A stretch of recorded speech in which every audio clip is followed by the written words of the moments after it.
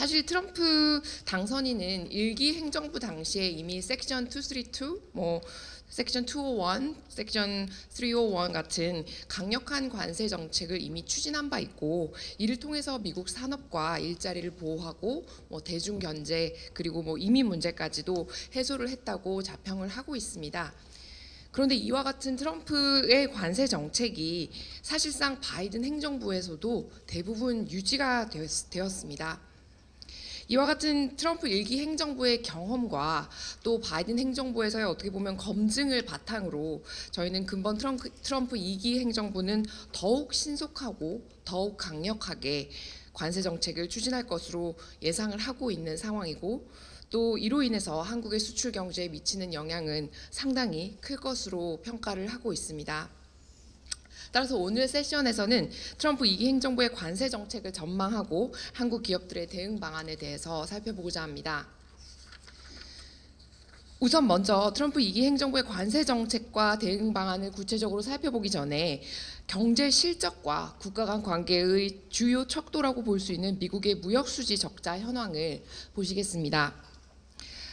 트럼프 당선인은 1기 때부터 미국의 대외무역 수지 적자를 언급하면서 이걸 해결할 수 있는 방법은 사실상 강력한 관세 정책밖에 없다라고 주장을 했었는데요.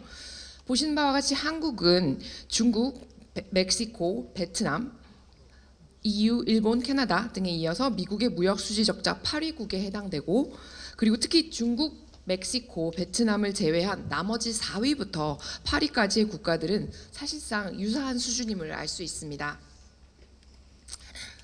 다음으로 한국에 대한 무역 수지 적자를 따로 떼어서 보면 2018년 대비 2024년에 무역 수지 적자가 3배가 넘게 증가한 사실을 확인할 수 있습니다. 다만 이와 같은 미국의 한국에 대한 무역 수지 적자는 베트남, 멕시코 등과는 차원이 다른 성격이라는 지적도 있습니다.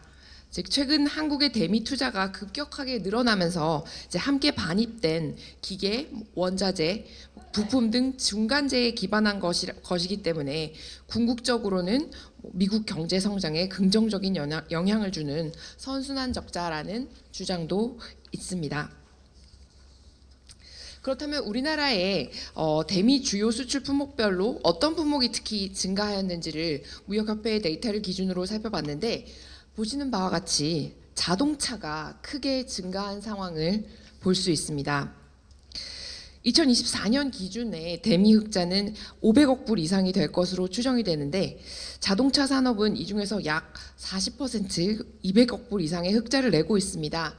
따라서 이제 트럼프 2기 행정부가 한국에 대하여 무역 적자를 해소하기 위해서 자동차 분야를 아마도 1차 타겟으로 삼을 수 있지 않겠느냐라고 보는 분석도 있습니다. 지금까지 미국의 무역 수지 현황을 살펴봤는데요.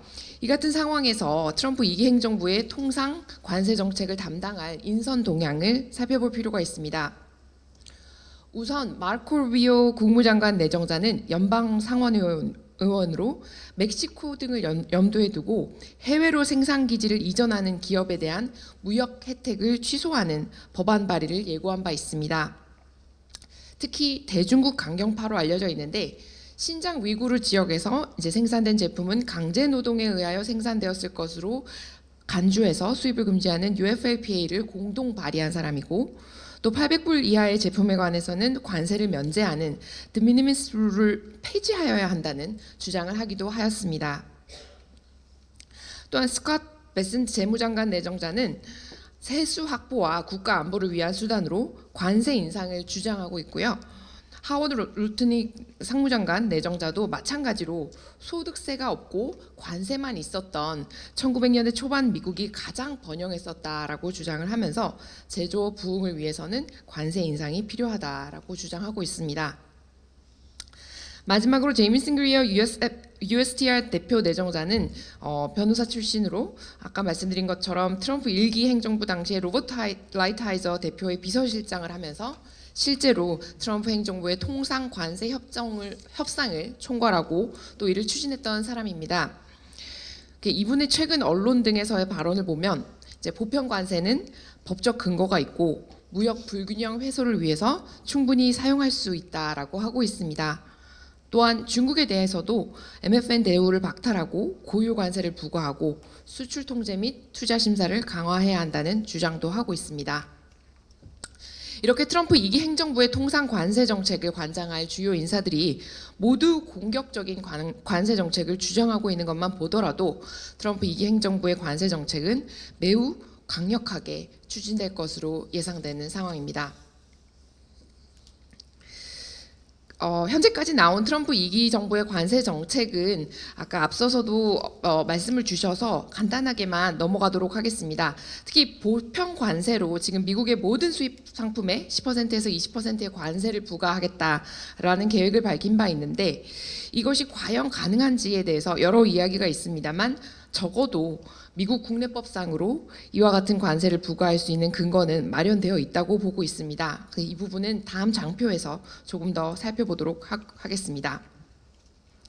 다만 이와 같이 보편 관세를 부과하는 경우에도 트럼프 1기 행정부 당시 232조와 301조의 경험을 바탕으로 국가별, 품목별로 면제 협상이 가능하지 않을지 조심스럽게 관측을 하고 있고 이는 결국 특정 국가의 특정 품목에 대한 관세 부과가 미국 경제와 산업에 어떠한 영향을 주는지가 관건이 될 것으로 보입니다.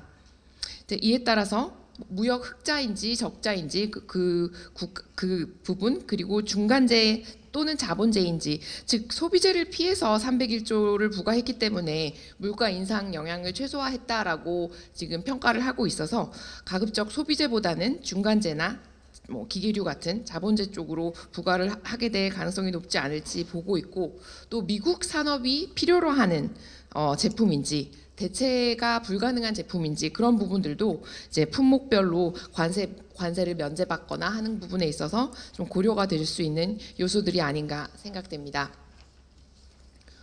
이에 더하여 이제 대중국 관세나 또 최근 멕시코, 캐나다에 대한 관세 이런 부분들을 언급한 부분은 앞서서도 이야기가 나왔던 것 같고요.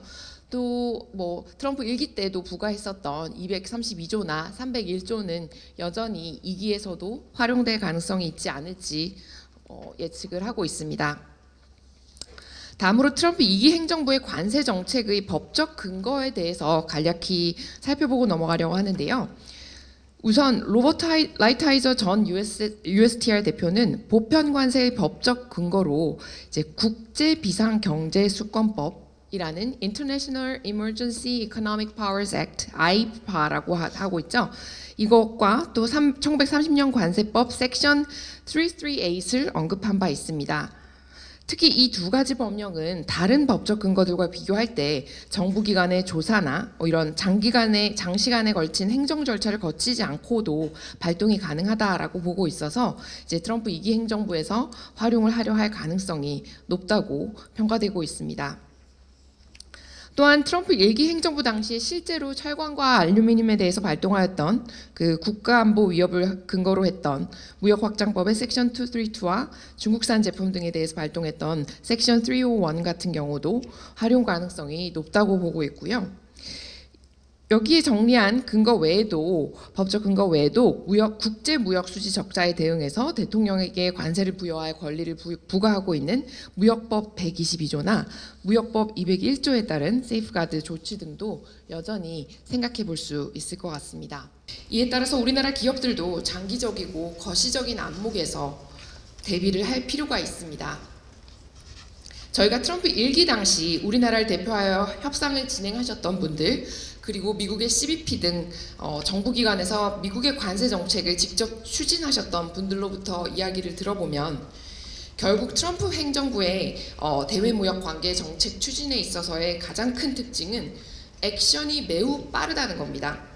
그래서 결국 미국 내에 이런 각종 현안들을 해결하기 위해서 관세 정책을 하나의 툴로 지금부터도 이야기를 하면서 빠르게 상대 국가들을 협상 테이블로 유도를 하고 이에 대해서 얼마나 상대국에서 신속하게 미국 입장에서 받아들일 수 있는 카운터 오퍼를 했는지가 관건이 될 것으로 보입니다. 죄송합니다.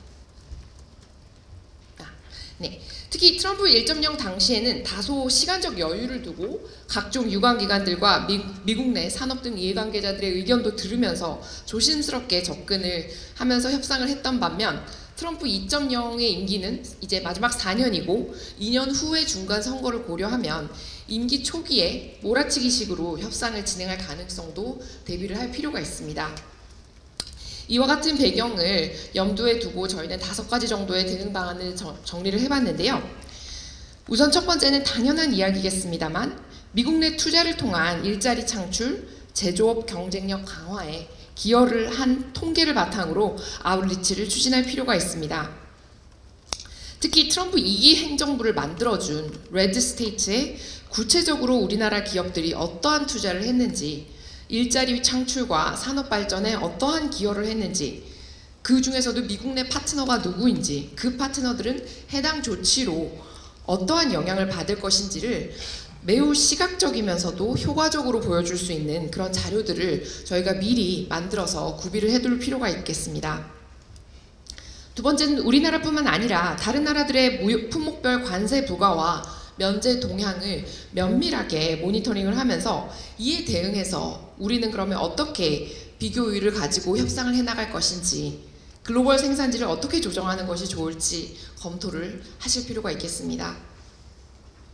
또 세 번째는 미국이 요구하는, 무엇을 요구할지는 사실 지금 매우 굉장히 명백하게 비교적 많이 알려져 있는 상황이기 때문에 이에 대해서 우리가 제안할 수 있는 카운터 오퍼가 뭔지에 대한 다양한 시나리오를 사전에 검토하고 그 협상 패키지를 마련해 둘 필요가 있을 것 같습니다. 네 번째로 대중 견제는 우리에게는 위기가 되면서도 한편으로는 기회가 된다고 모두들 평가를 하고 있습니다. 이에 특히 영향을 받을 것으로 보이는 조선업, 반도체, 자동차, 배터리 등에 대해서 이제 새롭게 형성되는 공급망에 우리나라 기업들이 참여할 수 있는 기회가 무엇이 있을지를 끊임없이 모색하고 발굴하는 것이 매우 중요할 것으로 보입니다.